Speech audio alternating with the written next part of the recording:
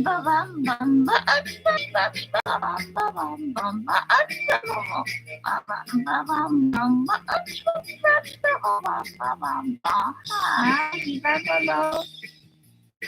い、藤子さんでございます。本日もお付き合いよろしくお願いいたします。この番組はお休み前の約1時間、10時5分ぐらいから11時ぐらいまでの間、皆様と楽しい時間を共有して、いい夢見れるライブを目指しておりますので、皆様積極的に参加してくださいませ。で、番組の前半はこのようににゃんこにシーバを用意しておりますので、猫の姿がそこそこ楽しめると思いますので、猫目的で参加される方は、ぜひ番組の冒頭にスマホを握りしめ、パソコンの画面にかぶりつき、息も止めて瞬きもせず、ご視聴いただくことをお勧めしておりますよ。そしてそのままくたばらないようにご注意くださいませ。ちゃんとチャンネル登録とグッドボタンを押して、スパチャを投げてからくたばるようにしてくださいね。で、今画面に収まっておりますのが、白黒のクータくん、チャット欄のマサルくん、シロちゃんのゆりさん、画面に収まっておりませんが、三毛猫のたまちゃん、グレーのぐちゃんと、我が家には全部で5匹のかわいい猫ちゃんがおりますよ。で、5匹のかわいい猫ちゃんがいる生活ってどんな感じなのかなっていうのをちょっと楽しんでいただけたらいいんじゃないのかなと思いますよ。で、猫のことをもうちょっと詳しく知りたいよと思われる方は、概要欄のところに猫紹介してありますので、そちらを読んでいただけたらいいんじゃないのかなと思いますよ。で、同じく概要欄のところに Amazon のウィッシュリストのリンクが貼ってありますので、そちらからシーバをポチッとご購入いただければ、我が家に届く便利なシステムとなっておりますので、にゃんこにシーバーあげようかなと思われる方は、どうした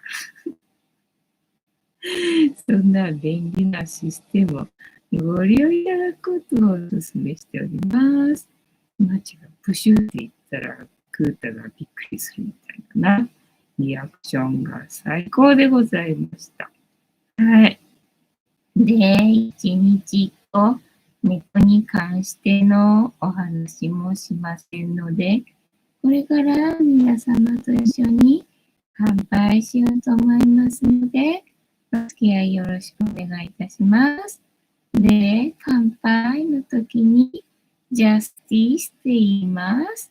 で、なんでジャスティスって言うかっていうと、あちらにいらっしゃるうさ耳をつけていて、ポインセチアを持っている黒い観音様がこの番組のチーママでございまして、名前をたけしと言いますよ。で、たけしの言葉で乾杯のことをジャスティスって言いますので、一緒に言っていただけると嬉しいです。はい。では、いきますよ。せーの。ジャスティス。ぐちゃかわいいな。ジャスティス。今日も塩入りの左右、お湯でございます。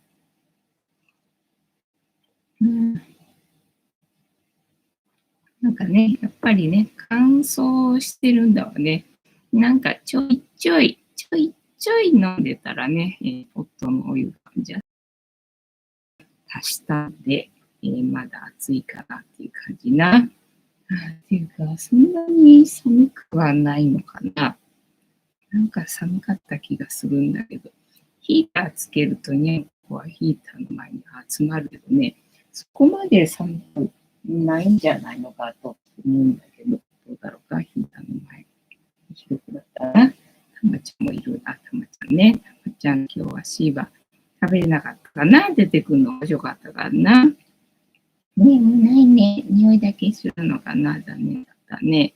カリカリね、だからどうしようかなと思ったんだけど、夕飯の時残ってたんだよね、割とね。だから、なんだ、食べないじゃんと思って。でね、いつの間にかなくなってたけど、どうかな、これ食べないかなと思ったんで、今日はカリカリは入れずにシーバだけにしたよ。そしてまたヒーター前で、ぐーちゃんとマチャがね、喧嘩を始めた感じだったね。真ん中に食べるから今のところは、なんだっけ、平和でございますな。平和という言葉を忘れてしまった。もう世も末っていうのかしら。もう終わったなっていう感じかな。はい、以上終わりでございます。どうしよっか。ね。もうダメだ、これ。ライブが続けられません。今日は何日？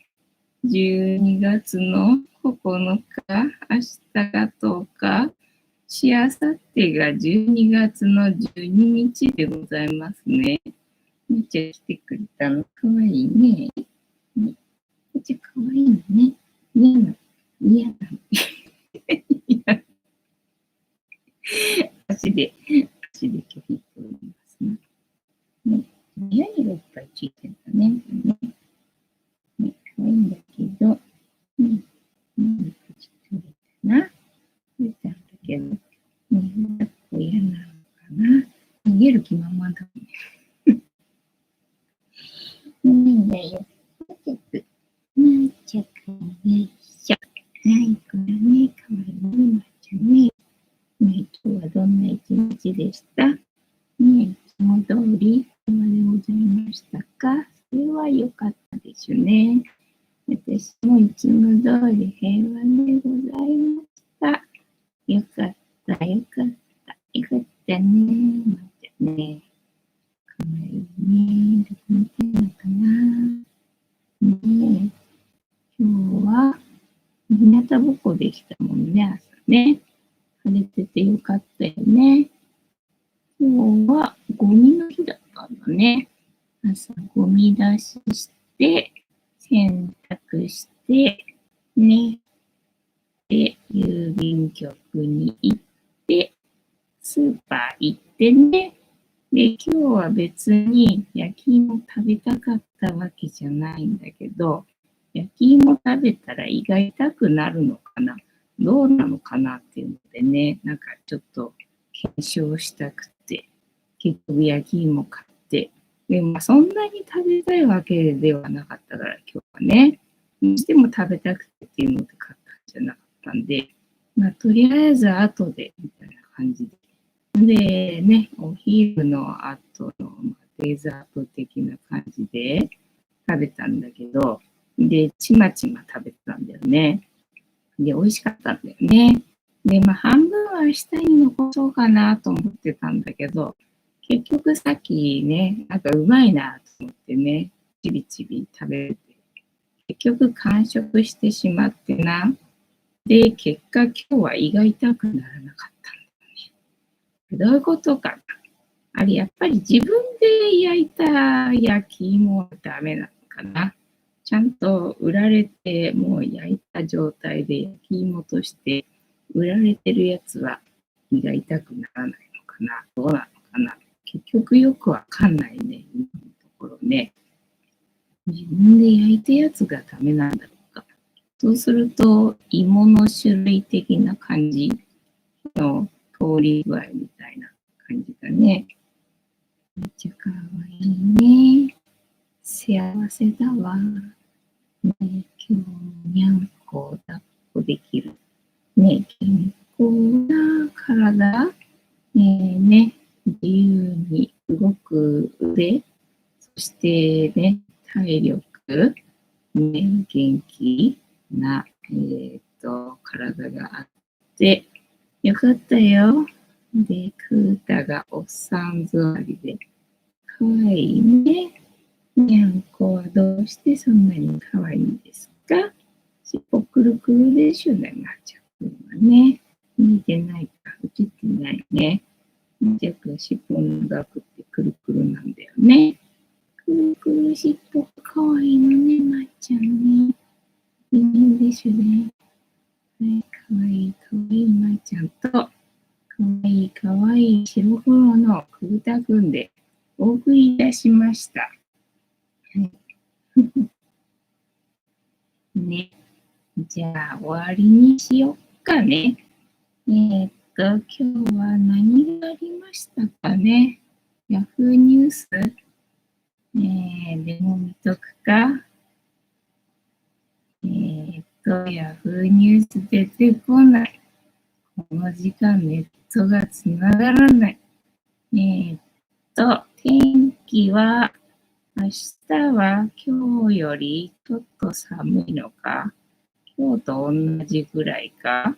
水曜日あったかいのか。で、また、週末が天気悪いのかな。一瞬か。金曜日が天気悪いぐらいかね。で、ヤフーニュースは、10日授賞式、非断今日、本当に光栄。イラン、シリアの新指導部に接触。兵庫知事を25日に、なんとか方針、100条院、ヒスタミン食中毒、児童ら46人症状、ジブリ、無断複製などの、販売に声明、客の音マナー悩むカフェ店員、音マナーって何のこと？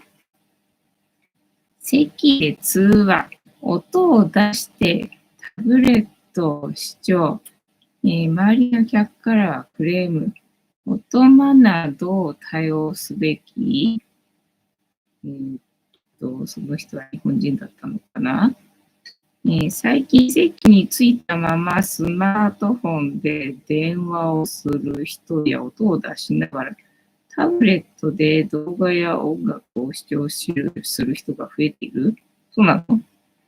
少し前まで電話の時は席を立ってお店の外に出たりそうだね。タブレットなら音を出さずに視聴そうだよね。音が出ていると周りのお客さんからうるさいのでやめてほしいとクレームが来る。音を出す人や嫌がる人に対してどんな風な対応をすればいいでしょうか。まあ確かにこの前、電車に乗ってて、あれか、大阪からの帰りの時かな、電車に乗ってて、隣の人がね、音漏れっていうのが結構ひどかったんだよね。で、どうしようと思ってね、なんか私が席移動するのもなんだかなとかって思って、なんか次の駅で降りてくんねえかなとかって思ってたんだけど、で、降りたわけではないんだけど、席が空いたんでね、別の席に移動してくれたんで、ああ、よかったよと思ったんだけど、よかったよと思ったんだけど、移動した先でもまだね、音が結構ね、うるさいっていうのかな。だから隣じゃなくなったんで、マシになったんでよかったってだったんだけどさ、全然ね、音漏れ聞こえてるし、みたいな感じだったんで、だいぶ大音量で聞いてるんだなっていう感じだったよね。曲を知らないから何の曲聴いてるのかっていうのはわかんないけど、知ってる人だったら何の曲かってきっとわかるぐらいのレベルだと思うんだよね。そういう人が多いのか？そういう人ってか、その人は音漏れだから一応イヤホンしてるからあれだけどって感じだけどね。張り紙で他の客に配慮。他のお客様への心遣いをお願いします。まあそっか、どっかでそういう教育って受けてるもんだったんだってね。どっかでなんか言われたのかな。ね、席でスマホやタブレットの音を出している人もいる気がします。ね、そんな人は張り紙で気づいてくれるのではないでしょうか。そうかな。気づかないんじゃない。張り紙なんか読むのかな。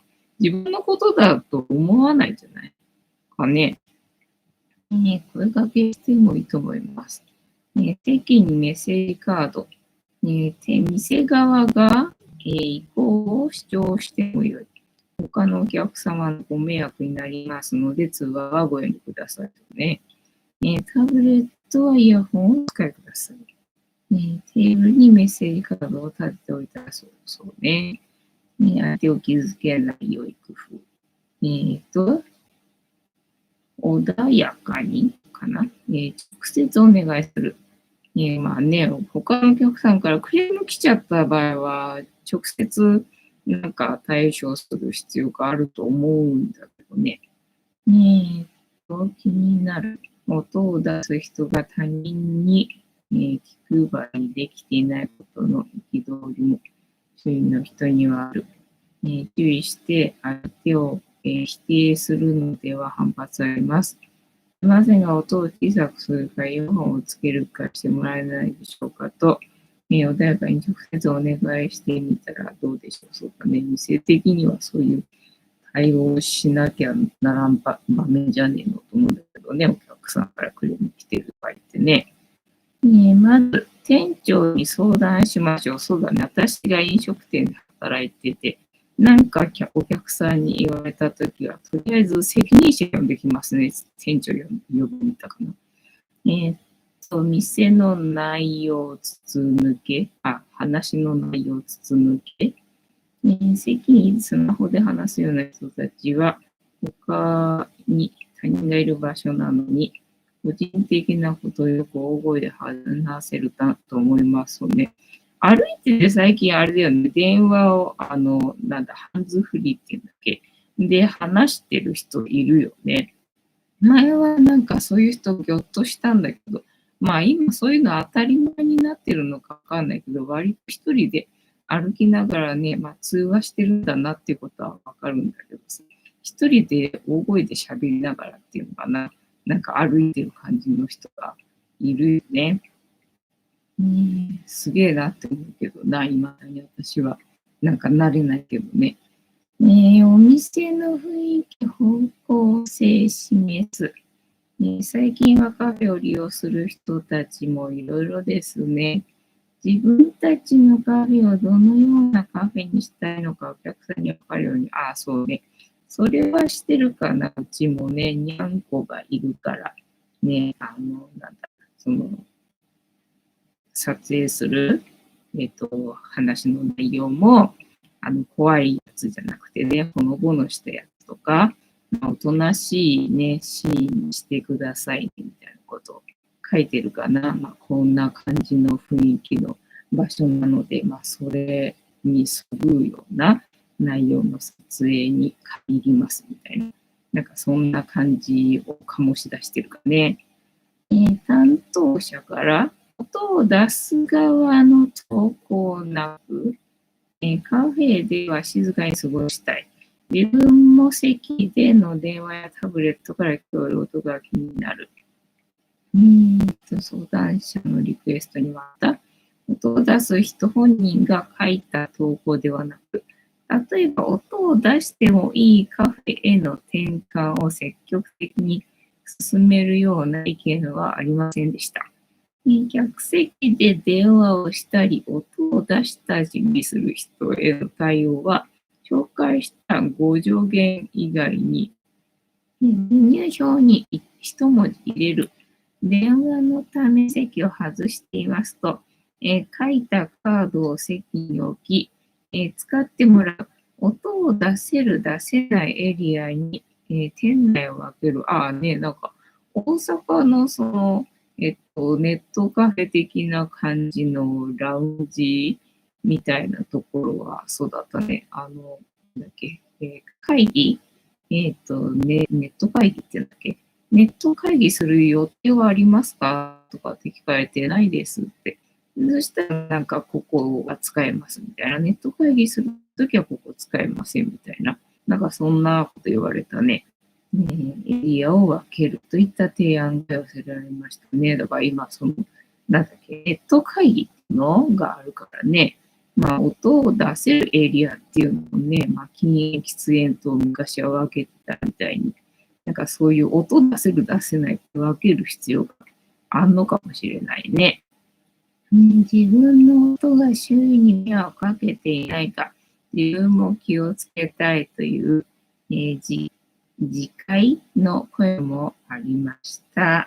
はい、というわけで、Yahoo ニュースからでございました。おきにさん、藤子さん、皆さん、こんばんは。ボンソワ。今日は誰もいらっしゃいませんので、これで終わりにしようと思ってたところでございますよ。あとは、じゃあもう一件ぐらいなんかありますかね。横山由依。公の場で結婚を報告。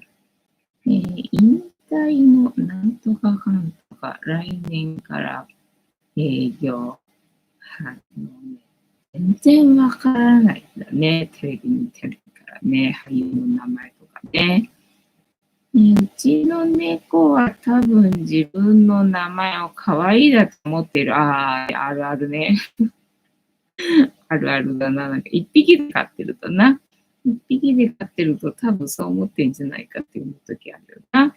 猫飼いさんの投稿にうちの猫も共感の声が来たよな。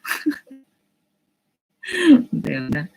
かわいい、かわいいばっかりっていうかね、なんかもう名前よりもかわいいって言ってることの方が多い気がするので、多分この子自分の名前かわいいだと思ってるだろうなという時あるよな。かわいいな。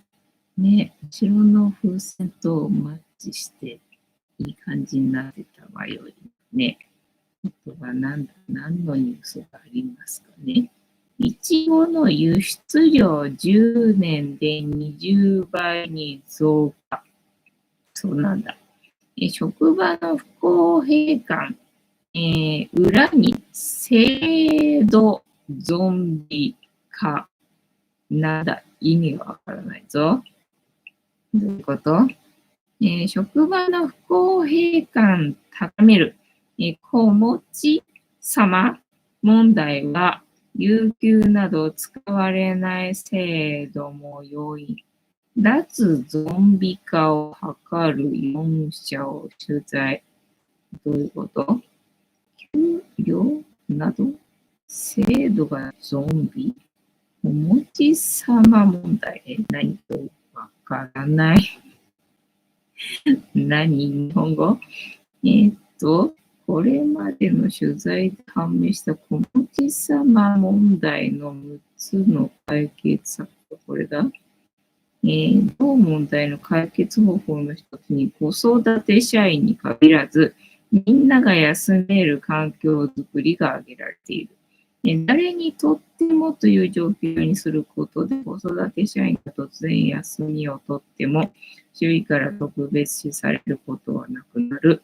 一方、みんなが休める制度が変わるにもかかわらず、体内に利用されてないケースがあるね。そうだよね。みんな利用しないもんね。有給とかね。制度がゾンビ化してしまうと、子育て社員やフォローする同僚も高ストレスにさらされ、子持ち様問題が生じるリスクが高まる。制度がゾンビ化、利用されてないのをゾンビ化っていうのか。報じてきた通り、みんなが休める環境を作るにはどうしたらいいのか。脱ゾンビ化を図るだけでなく、収益や採用強化にもつなげている4社を、取材した画像で問題解決。子持ち様問題の解決策。みんなが早く帰れる、休める環境づくり。サポートする側へのインセンティブ。インセンティブってなんだ？仕事の、属人化を解消、人員放流。そういえば最近さ、なんか人手不足で本日休業とかさ、なんかお店の前に貼られてたり、この前スーパーのお惣菜コーナーで、今日は、人手不足のためおこわはお休みですとか書かれて、なんか最近人手不足によりっていうのをよく見るようになったんだよね。おこわお休みとかあんだとか思ってさ、おこわ作れるおばちゃんがお休みってことかなみたいな感じだったよね。均衡割動詞均率を言っていこうかよくわかんない。公平な育児、家事分担。制度のゾンビ化を解消。なんだ、問題解決になってない。おもちさま問題の問題解決が制度のゾンビ化を解消。なんか問題解決になってない気がするのは私だけでしょうか。ぐーちゃんが来たぞ。お気に入りさん、さっき犬の散歩から帰ってきましたが、お帰りなさいませ。息が白くて本当に真冬の寒さです。ああ、そうなんだ。やっぱりね、外は寒いっていうの、朝の冷え込みからね、すると、やっぱもう冬なんだなって思うんだけどね。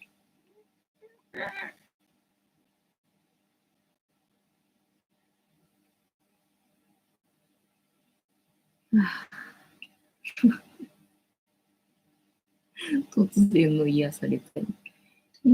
お気に入りさん。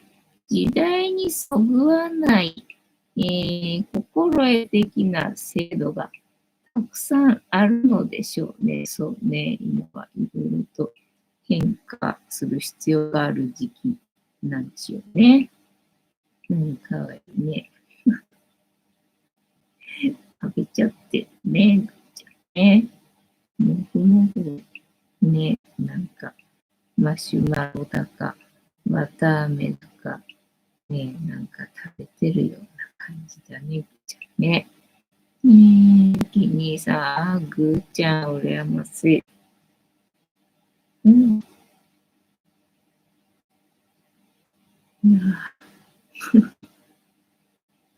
うまいな。ぐーちゃんの空気はうまいな。お気に入りさん、でも、オリオン座やシリウスや、カペラなど星座が最高に綺麗ですよ。そんなに星見えるもんかね。昔はまあ多少見えたよね。で、オリオン座ぐらいはわかるんだけど、それ以外の星座は全然わかんないんだよね。で、オリオン座ってどうも冬の星座だったような気がするんだよね。だから冬になると、その知ってるね、星星座が見えるのは、嬉しかったけど、なんかいつの間にかさ、夜、星見えなくなったのね。いつからこんな空になったんだろうと思うんだけど、なんか全然、北極星だったっけ、やたら明るく光ってる星があって、それだけは見えるんだけど、なんか星座みたいなね、星空って全然見えなくなった気がするんだけど、見えるのか。俺には見えないだけかな、みたいな感じだね。今日はどうでしたかね。今日はね、血尿のね、発作はなくてよかったな。さっきぐーちゃんがトイレの中くるくる回りながらおしっこしてたからもう、ね、もう掃除するのはもう嫌だと思ってさ、もういいや、明日の朝でみたいな感じで、現実逃避しておりますよ。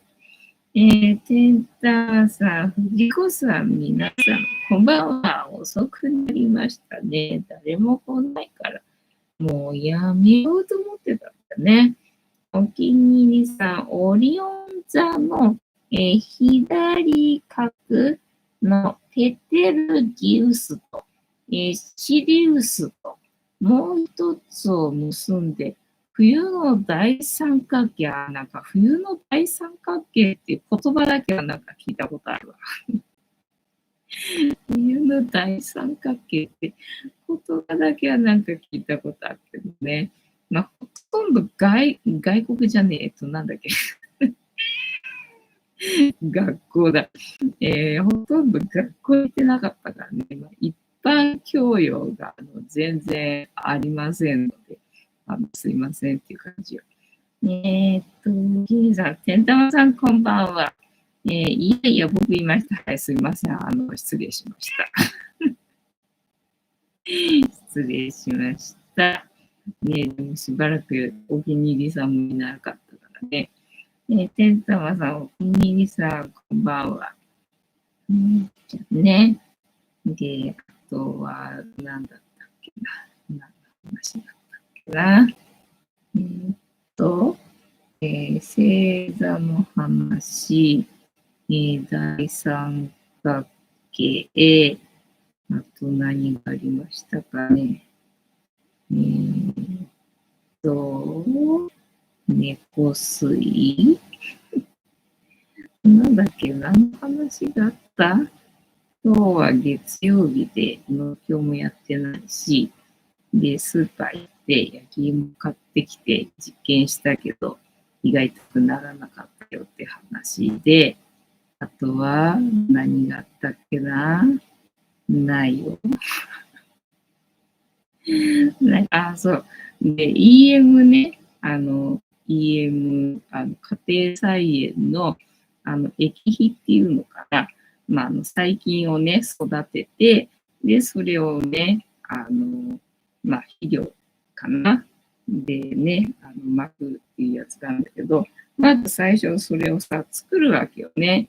菌と菌の餌を合わせて、で、発酵させて、で、活性化させたやつを、まあ、水で薄めてね、毎日の水やりの時に使うってやつなんだけれども、それを前回作った時に失敗したんだよね。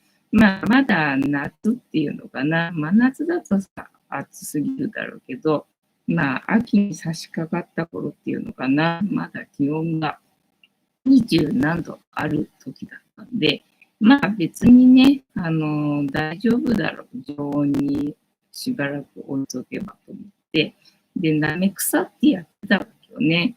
最初はそのお風呂の温度が好きだから、まあお風呂に入れてやるぐらいのね、やってくれみたいな感じだったんで、で、ほら、うちお風呂入んないからめんどくせえと思って、で、まあ、常温で大丈夫でしょう。気温まだ高いしと思ってたら失敗して、もうね、大変な目にあったわけよね。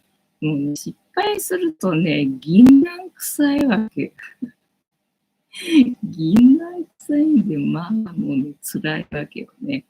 で、もう、それがあったから、ちょっとなぁと思ってたんだけど、もうほんと全然ね、肥料やってないからね。でね、畑だったらまあまだいいんだろうけどさ、プランターだからね、そういうわけにもあげない、ずっとあげないわけにも、まあいかんかと思ってね、金ちゃんプランターも、まあね、一回挑戦したけれども、結局できずじまいでね、もうわけわかんないプランターに今なってるんで、わけわかんないプランターになってるんでね。で、あそこはまあね、いいやと思って。まあそんな感じでね、何かしらが育って、何かしらがね、収穫できるようになれば、まあ最終的にはいいんでしょうと思いつつな。で、その液肥を作るのをまたね、やったわけよ。昨日か。昨日やったんだったっけな。で、まあ、ぬるま湯ではないね。なんかちょっと高めのお湯、お風呂みたいな温度が好きだっていうんで、で、洗面器に、まあ多分そんくらいのお湯かなっていう温度のお湯を溜めて、で、発泡スチロールなんだよね。で、発泡スチロールの箱の中に入れて、で、置いたわけよ。で、昨日寝る前かなんかにもう一回そのお湯取り替えてやった方がいいかもと思いつつ忘れて、で、朝、すっかり忘れてたんだけど、思い出して、ああと思って。しまった、もうね、もうしょっぱなからやっちまったなと思って。で、ね、どうだろう、お湯と思ったら、割とまだね、あったかいっていうか、まあ、あったかいってほどでもないけど、冷たくはなかったんだよね。ちょっとやや、なんか、温度あるなっていう感じの水だったんだよ。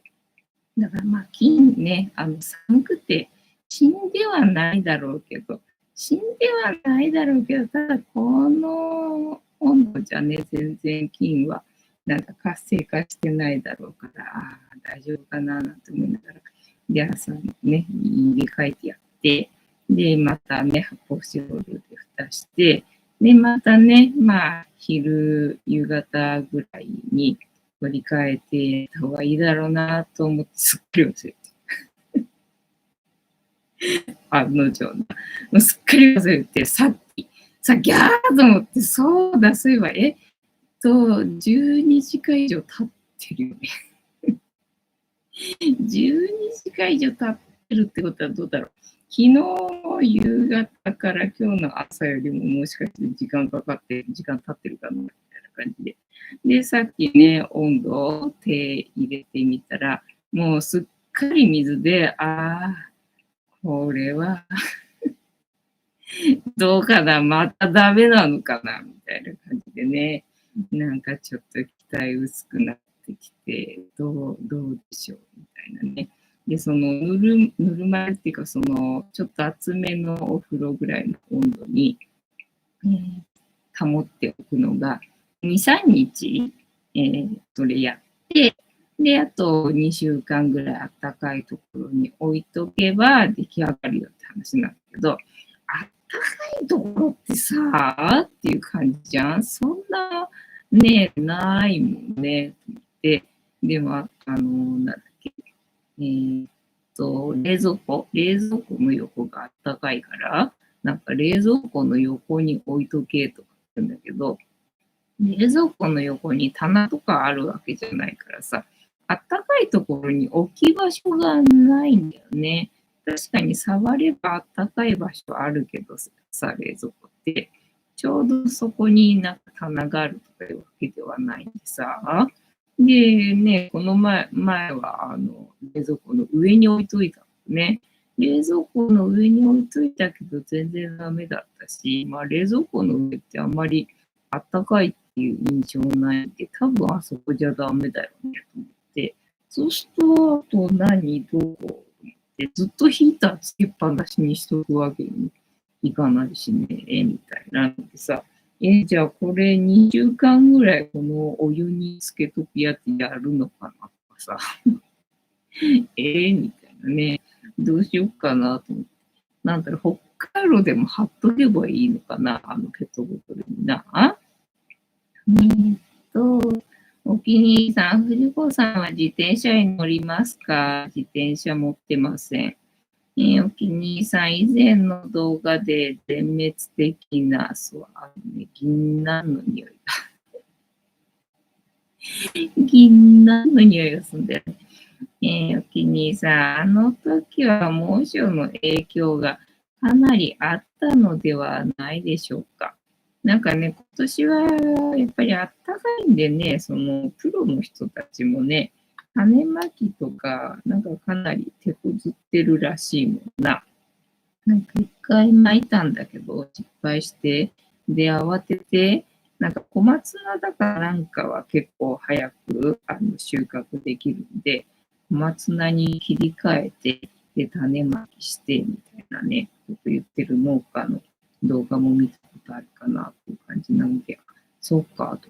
プロの人ってね、なんか同じものばっかり作ってるわけじゃなくて、そうやってね、野菜の種類をさ、臨機応変に変えてね、対応して、いろんなものを作ってんだと思って、そしたらね、もう本当プロだなと思ってさ、同じものばっかり作ってるんだったら、まあね、それだけの知識であればいいけどさ、いろんなものを作るっていうと、全部それぞれ違うわけだからさ、それぞれのね、常識を持ってるわけだからさ、常識知識を持ってるわけだからさ、すげえなって思ったんだよね。そう、話違うけど、得意なやつ。得意の話違うけど、さっき、あの、ビスコか。ビスコに乳酸菌が入ってて、なんだっけ、腸まで届く乳酸菌って書かれてるけど、これって本当に腸まで届くのみたいな、なんか実験をしてる動画があって、まあでもね、そうやって歌ってるぐらいだから、その乳酸菌はちゃんと腸まで届くやつなんじゃんって思って、まあ面白そうだから見たんだよね。で、まあ乳酸菌って言ってもいっぱいね、種類はあるんだって。だから、まあそれの中の、まあ、腸まで届く種類のなんか乳酸菌をどうやらそのディスコの中にはね、配合させてるらしいんで。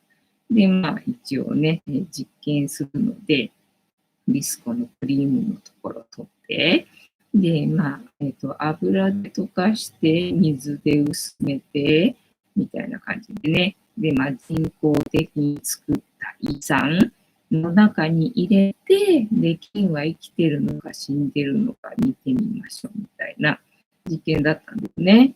で、乳酸菌飲料あるじゃんか。乳酸菌飲料と、あとね、ヨーグルトと、で、ビスコと、で、実験したんだよね。で、乳酸菌飲料と、ヨーグルトの乳酸菌は全滅してたんだね、胃酸でね。これは腸に届かないねっていうので。で、まあ、ビスコの方のなんとか菌っていうその乳酸菌だけれども、その腸まで届くやつは生きてたんだよね。で、ビスコの乳酸菌は腸まで届きますねっていう実験をしててさ、面白い実験やってんなっていうのをね、さっき見ましたよ。と、お気に入りさん、ベランダプランターは、水と日当たりのバランスが難しそうですね。そうだから水ね、やりすぎなのかもしれないんで、私ほら、この前大阪行った時さ、家開けたじゃんか。で、その時はさ、水やりできないじゃんと思って、で、出る前の日は、ちょっとね、土が湿った状態っていうの水やりするの、どうしようかなっていう感じだったんだよね。どうしようかなっていう感じだったんだけども、まあ、次の日はあげられないから、次の次だからね、あげるとしたら、まあ、だったらあげといた方のがいいかっていうので、あげてたんだよね。で、ね、帰ってきてから次の日の朝、なんか植物たち見たらさ、明らかになんか生き生きしてるっていうの今まで私が見た中で一番なんか生き生きしてるっていうのかな。あれとか思って。あれなんでと思ってさ、なんか私がいない時の方が、こいつら元気だなと思って、あれおかしいな。どういうことだよと思って、と思って。だから結局私がいるのが原因ってことかと思ってさ、ね、ってことは何だろう、手をかけすぎみたいなこと、まあ、手をかけすぎって言っても私の場合はズボラ家庭菜園だからさ、雑草も抜かないし、この前いた幼虫もね、駆除しないし。で、なんだ、肥料か。肥料もやらねえし、みたいな感じだからさ、そんなに手かけてないよね。で、まあ、強いて言うなら、まあ、水はやってるけどよ、みたいな感じ。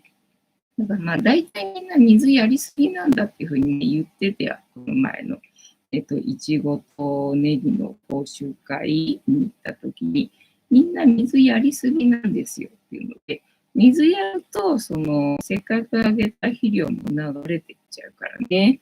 だから肥料が足りない状態なんですよっていうふうに説明してたわけよ。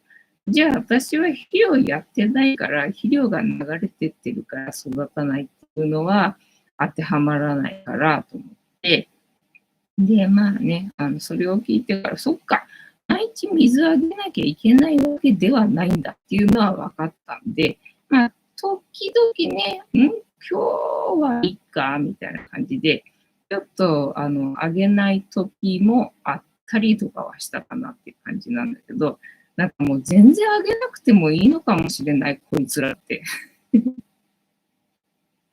こいつらって、なんか思ったよね。あれ、なんか生き生きしてんだけど、水やってないのに生き生きしてんだけどっていう姿を見たときにさ、もうもっとなんかカラッカラになってからあげた方がいいのかもしれないと思って、なんか表面が一応毎日毎日乾いてるしさ、で、土の量がほら多いわけじゃないじゃん。わけじゃんか、畑と違って。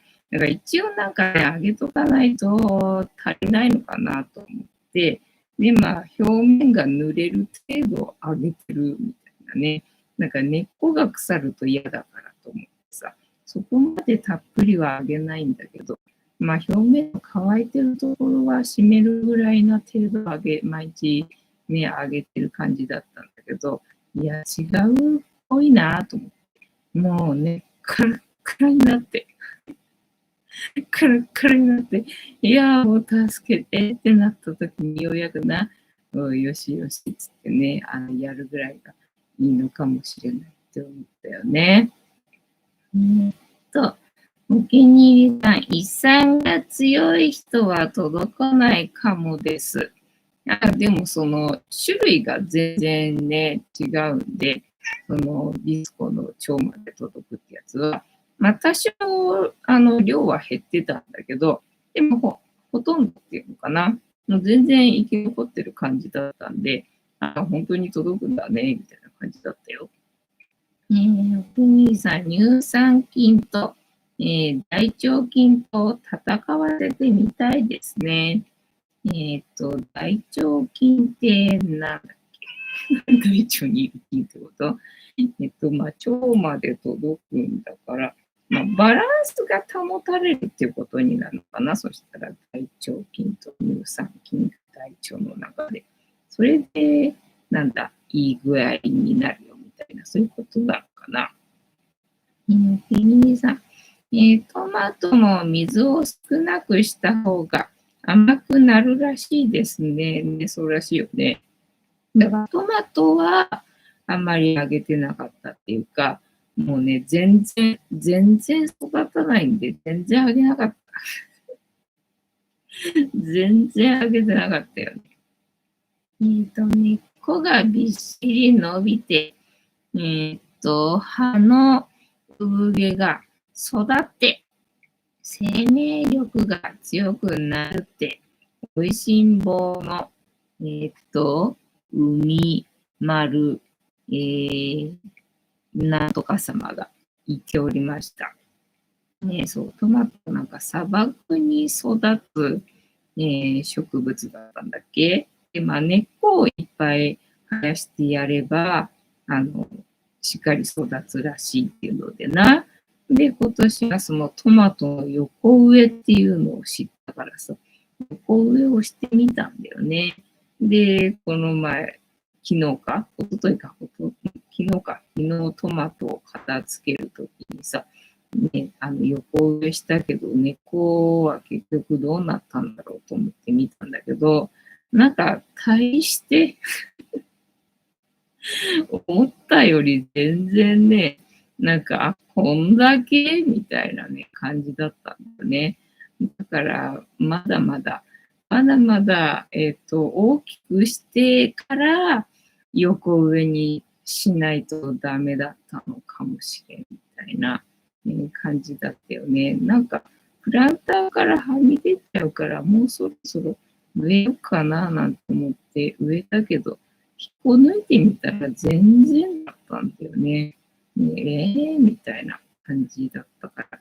で、今ね、やけくそプランターからさ、なんか知らないけど生えてきた多分トマトだと思うんだけどっていう感じの植物な。まあ、ミニトマトなのか、普通のトマトなのか、バケツコンポストの土を入れたんで、まあそこから出てきてるね、野菜だとは思うんだけど、いや、私あんまりほら、トマトとか食べないし、で、プチトマトだと全部食べちゃうからさ、だから種が出てくることってまあないと思うんだけど、トマトなのみたいな感じ。ただまあね、出てきて見覚えがある感じで言うとミニトマトっぽい感じなんだけどさ、これ今花咲いてるけど、今花咲いてるけど、で、今年ね、その横植えしてわざわざ育てたトマトよりも全然立派に育ってるわけよね。もう適当に生えたやつの方がさ、だからもうそう考えるとな、適当に生えてきたやつを食べるのが一番いいよなと思って。だから夏の間はさ、シソがもうわんさか生えてたからさ、もうシソもういいよってもう飽きたよってぐらいシソ食べたけどさ、そんな感じでね、都合のいい時に都合のよく生えてきたやつを食べるのがいいんじゃないかと、思います。時にさん、藤子さんはいろいろとトライアンドエラーを繰り返してますが、いずれヒットエンドランになります。なので、軽度に、プランターも続けて、ミラクルを起こしてくださいね。うまくいったと思ってもさ、それ続かないんだよね。あれと思って、去年、みょうがね、取れたから、おうと思って、今年はね、大きいプランターに植え替えたから、いっぱいもっと取れんだろうと思ったらさ、枯れたもん。なんでよっていうね、わかんない。お兄さん、うちのプランターにも勝手にノビルが育ってます。ノビルってわかんないんだよね。だからもし生えてきてもなんだかわかんないから怖くて食べれないと。怖くて食べれないと思うんだよね。ね。感じかな。ここまでよく頑張った。というわけで、本日も竹縄ではいいございますが、いいお時間になってまいりましたので、そろそろお開きにさせていただきまして、この言葉をみんなで一緒に3回言いますので、お付き合いよろしくお願いいたします。みんなの波動が上がれば、世界の波動も上がる。地球のために、はい、アマレーションはい。では、行きますよ。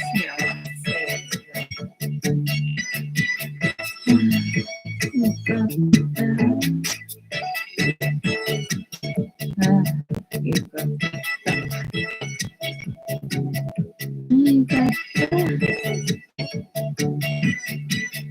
よかったね。というわけで、本日もお付き合いありがとうございました。次回も見てくれるかな？はーい。どうだろう見てくれないかないいとも。